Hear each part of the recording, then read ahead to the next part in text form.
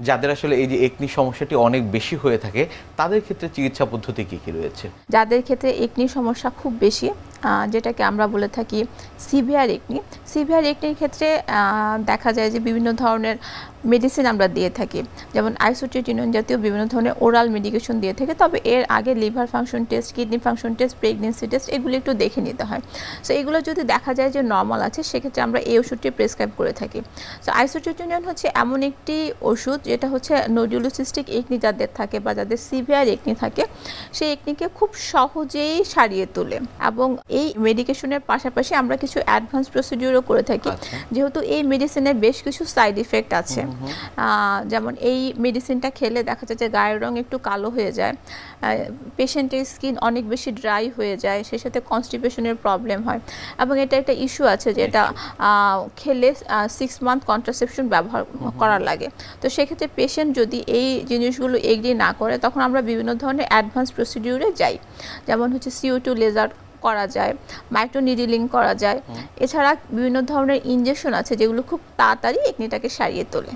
কাউন্সিলিংটি কিভাবে করেন? সবাই কি আসলে এই যে অত্যাধুনিক প্রসিডিউরের কথা বলছিলেন সেগুলোতে একেবারে প্রাথমিকভাবে রাজি হয় কিনা? প্রাথমিকভাবে পেশেন্টকে বিভিন্ন ধরনের স্কিন কেয়ারের মাধ্যমে পেশেন্ট একনিটা ঠিক করার চেষ্টা করা হয়। যেমন মাইল্ড একনিতে আসলে এসব প্রসিডিউরের দরকার হয় না। যাদের মাইল্ড একনি আছে তাদের বিভিন্ন ধরনের টপিক্যাল মেডিকেশনেই চলে যায়। যাদের সিভিয়ার একনি আছে এবং দেখা যায় যে এই সিভিয়ার একনির জন্য তাদের একটা মেন্টাল ট্রমাও তৈরি হয়, তাদের কনফিডেন্স লেভেলটা অনেক কমে যায়। তো এইসব পেশেন্টদের ক্ষেত্রে পেশেন্টরা একেবারে অস্থির হয়ে যায় তাদের একনিটা তাড়াতাড়ি সারাবার জন্য। তাদের ক্ষেত্রে অ্যাডভান্স প্রসিডিউরটা দরকার হয়। আসলে ব্রণ এমন একটা ডিজিজ যেটা হচ্ছে আপনি যদি ট্রিটমেন্ট না করেন তারপরেও কিন্তু একটা সময় সেরে যাবে। তো কিন্তু পেশেন্টরা দেখা যায় যে ইমপেশেন্ট হয়ে যায়, তাদের মধ্যে ধৈর্য থাকে না। তো সেক্ষেত্রে তারা যখন খুব তাড়াতাড়ি সারাতে যায়, তারা বিভিন্ন ধরনের প্রোডাক্ট ব্যবহার করে যেটা স্কিনে ব্যবহার করা উচিত না। তো সেই জিনিসটা থেকে তাদের বিরত থাকার জন্য অ্যাডভান্স প্রসিডিউর করা প্রয়োজন। একনির উপর আসলে বয়স সীমার কোনো প্রভাব রয়েছে কিনা?